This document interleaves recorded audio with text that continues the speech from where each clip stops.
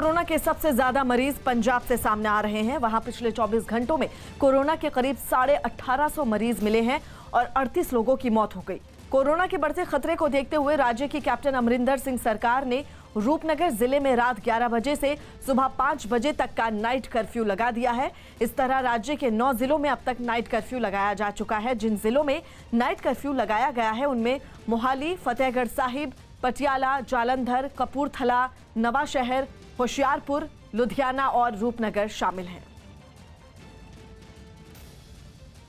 दिल्ली के पास उत्तर प्रदेश के नोएडा और गाजियाबाद में मोटरसाइकिल पर स्टंट करने वाले 3 लोगों के खिलाफ पुलिस ने कार्रवाई की। यह एक्शन स्टंटबाजी के 2 वीडियो सामने आने के बाद लिया गया, क्योंकि नोएडा में जो वीडियो रिकॉर्ड किया गया उसमें मोटरसाइकिल पर सवार एक शख्स अगले पहिए को हवा में उठाकर स्टंट करता दिखा।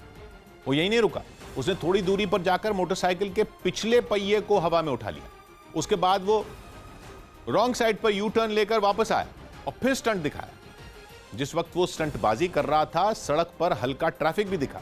मोटरसाइकिल पर स्टंट करने का यह वीडियो सामने आने के बाद पुलिस ने आरोपी को गिरफ्तार कर लिया। कुछ इसी तरह मोटरसाइकिल पर जानलेवा स्टंट करने का वीडियो गाजियाबाद से भी सामने आया, जिसमें मोटरसाइकिल पर सवार 2 लड़कियां ऐसा करती दिखी। उनके खिलाफ भी पुलिस ने कार्रवाई की। बुलेट का ई चालान करके 11,000 का जुर्माना किया गया है। वीडियो में एक लड़की ड्राइव करती नजर आई, दूसरी उसके कंधों पर बैठकर स्टाइल मारती दिखी।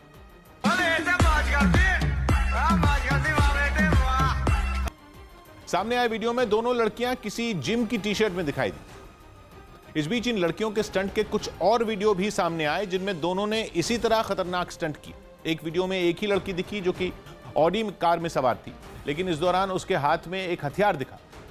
उसकी गाड़ी के आगे 2 लड़के बिना हेलमेट लगाए मोटरसाइकिल पर चलते दिखे। कभी वो कार की सनरूफ से बाहर झांकती नजर आई तो कभी बॉनेट पर बैठी दिखी। दूसरे वीडियो में 3 लड़कियां मोटरसाइकिल पर सवार दिखाई दी।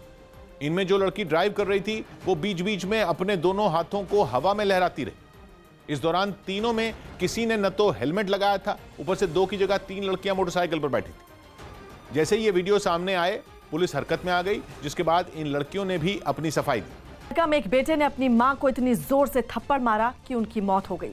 पूरी घटना वहां लगे सीसीटीवी में कैद हो गई, जिसके बाद पुलिस ने मामले में केस दर्ज कर लिया है। दिल्ली पुलिस का कहना है कि यह घटना 15 मार्च की है। सीसीटीवी में आप देख सकते हैं कि इस कलयुगी बेटे ने किसी बात पर अपनी मां को कितने जोर से थप्पड़ मारा, जिससे वो जमीन पर गिर पड़ी और अस्पताल ले जाते समय उनकी मौत हो गई। पुलिस ने गैर इरादतन हत्या का केस दर्ज कर आरोपी बेटे की तलाश तेज कर दी है।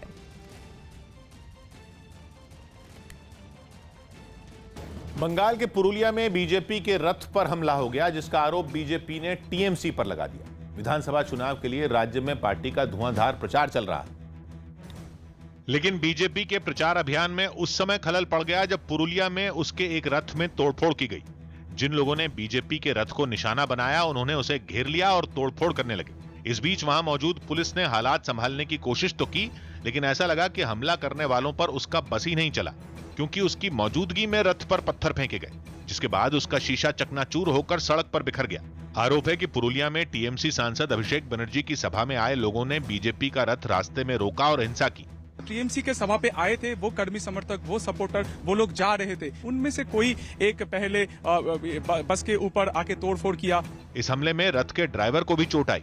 मीडिया से बात करते हुए वो डरा सहमा नजर आया। मेरे को क्या पता था यहाँ दूसरी पार्टी है, नहीं मैं तो गाड़ी कभी नहीं लेके आता यहाँ। थोड़ी ही देर बाद केंद्रीय मंत्री अर्जुन मुंडा ने ट्वीट कर दावा किया कि जिस रथ पर हमला हुआ वो उसमें सवार थे। उन्होंने एक वीडियो भी शेयर किया, जिसमें वो रथ पर लगी प्रधानमंत्री और जेपी नड्डा की तस्वीर साफ करते नजर आए। मोदी जी जिंदाबाद, जिंदाबाद, जिंदाबाद। बीजेपी ने इस मामले की शिकायत चुनाव आयोग से करने का फैसला किया। यही नहीं, पार्टी नेताओं ने ट्वीट कर ममता बनर्जी को घेरना भी शुरू कर दिया और लिखा कि टीएमसी इस तरह से बीजेपी को नहीं रोक